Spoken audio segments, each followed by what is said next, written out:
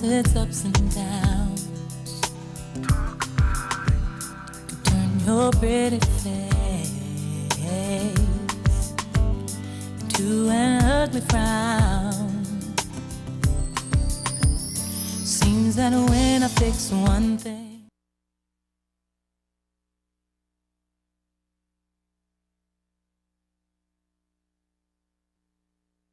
Hello, welcome back to My Awakening. I'm Angela Brown, your host for the next 30 minutes. Today's show, some of my shows, I know all of my shows are good, okay? But today's show is going to pop. And when I say pop, you're going to learn a lot. The show is called Don't Be Needy, but it deals with self-esteem. We'll be talking about, number one, self-esteem. I'm going to be talking about love, how to love yourself. You're going to learn different ways that you can become happy, and it doesn't take a man to make you happy. And that's all I can tell you right now. It's going to be a great show. My guest is Mary Davidson. Hello, Mary. Hi, I'm so Mary, good to be back. Isn't it fun? This is a fun place to come when we got something good to talk about. Absolutely. Okay, today we're talking about don't be needy. What's needy? Women and men both are needy. Can be. What they're needing of. Mm-hmm. They want love, but you got to have love for yourself before you can give love to somebody else. That's correct. My motto is this: if you love yourself, you'll always be in love. I agree. You agree to that? I agree with that. Okay. Don't you think self-esteem is involved in this? Absolutely. What is self-esteem? Well, it's how you feel about yourself, and a lot of it has to do with how you're raised, how your mom and dad treated you, how your siblings treated you, and what your teachers or your coworkers or your mom and dad have spoken into your life over the years. So self-esteem has a lot to do with that. I also believe in going to church. I pray every single day. I say a prayer on my way over here that I'll do a really, really good show. But I think God should be in all of our lives. If you want him there. If you don't want him there, then God doesn't have to be there. I agree. But self-esteem and love, and how do you feel about yourself? Well, actually, I've always had healthy self-esteem. And so I've always been a very confident person.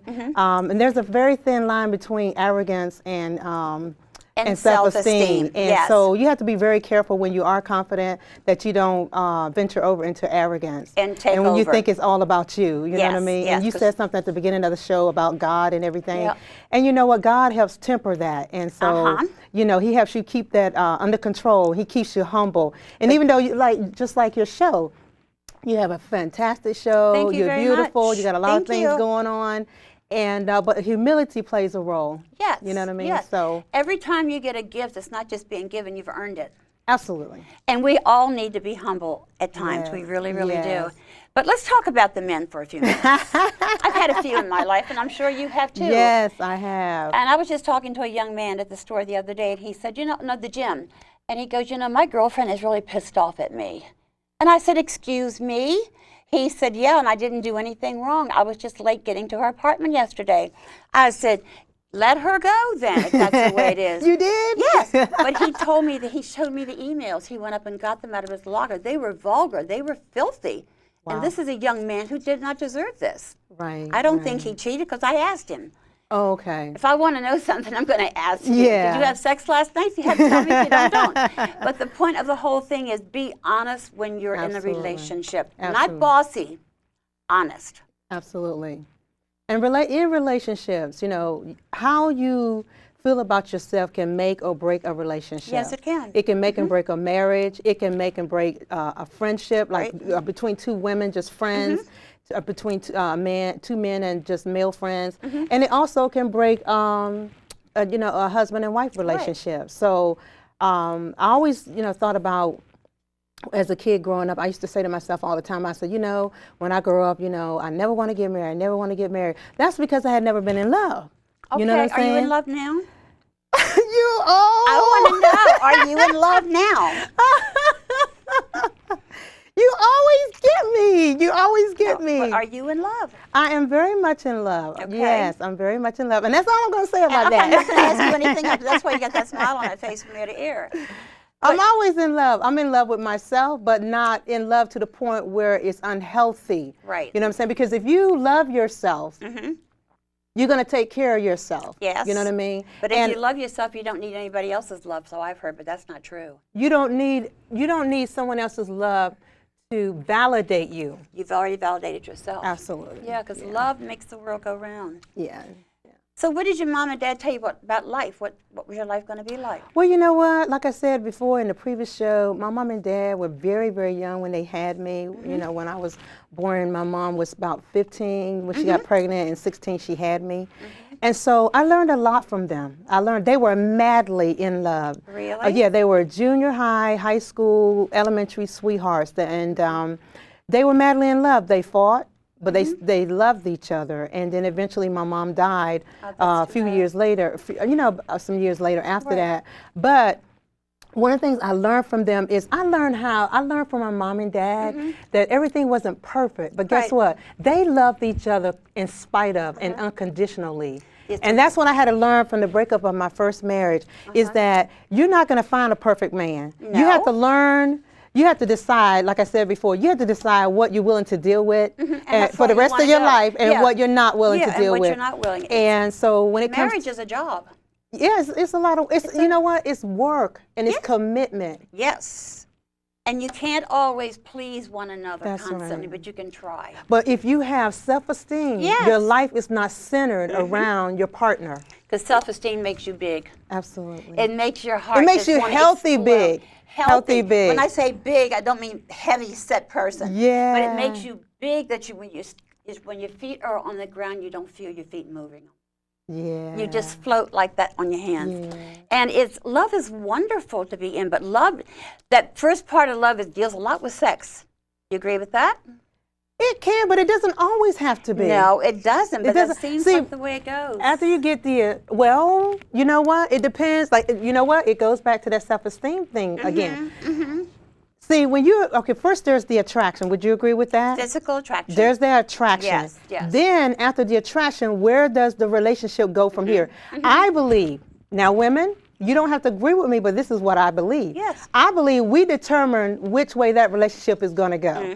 Okay? So we can keep it platonic and friendship and gradually move into those other areas, or we can move right into the sex part of it. Yeah.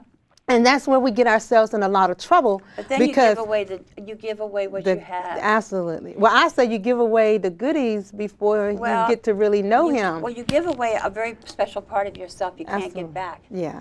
And when that breakup happens, you know, it's just, the kids today, I would say 15, 16, 17, they don't know what love is. Absolutely. They really that's don't. That's so true. No. That's so true. But my parents got married very young, but my mom and dad both drank. My mother drank more than my father. Okay. And my mother's motto was, a girl doesn't need a good education.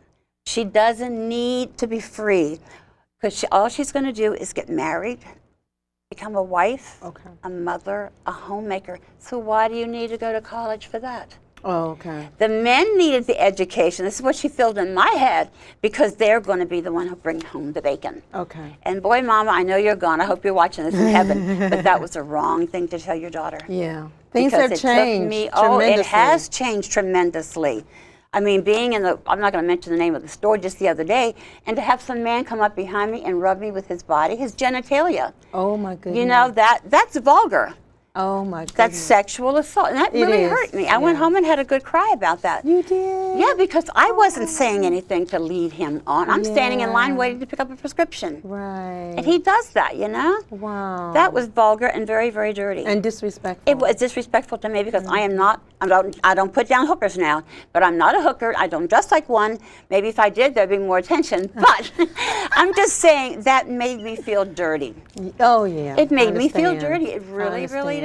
I understand. So, have you dated very much, Mary? I have not dated a lot, but you know, my relationships have been lasting. Good. You know what I mean? I have, the relationships I have had, they've been, you know, like 4 years, 5 years. Oh, that's good. Maybe 6 years, but most of them have been, you know, lasting relationship. One of the things I, you know, just really thank God for is that, it goes back to that self-esteem thing, that what is in you is what you will attract and draw. I have friends or people I know that they keep attracting the same type of man. Like, for They're example, codependent relationships. Is but what then they are. it comes back to what is on the inside of you. You know, how do you feel about yourself? A man cannot take you or can't take you no further than you're willing to go. And when you know, it's like the motto says, no means no. Yeah. If he crosses the line, then he's, you know, Then that's rape. absolutely. So once you establish in your mind how far you want to go, you know what I mean? So that's where you draw the line. And most men, not all men, but most men will respect that. Because if his intentions are not well towards you anyway, he is going to eventually, you know. He's going to use you. He's going to, well, if his intentions are not good towards you or well towards you or meaningful towards you, he's going to eventually go away once he sees that you are a woman of standard. If you're not going to give him anything, he's going to go find somebody who will. Yeah. And that's fine. Yeah, that's fine. I mean, as long as we didn't give it up. You know what I'm saying? We didn't give it up because that's a gift you can't get back. And I don't hang out with a lot of people. I have some close friends. But they too feel, I believe if you learn how to love yourself, and there's some people looking at me saying, am I crazy? But if you love yourself, you will always be in love. That's right.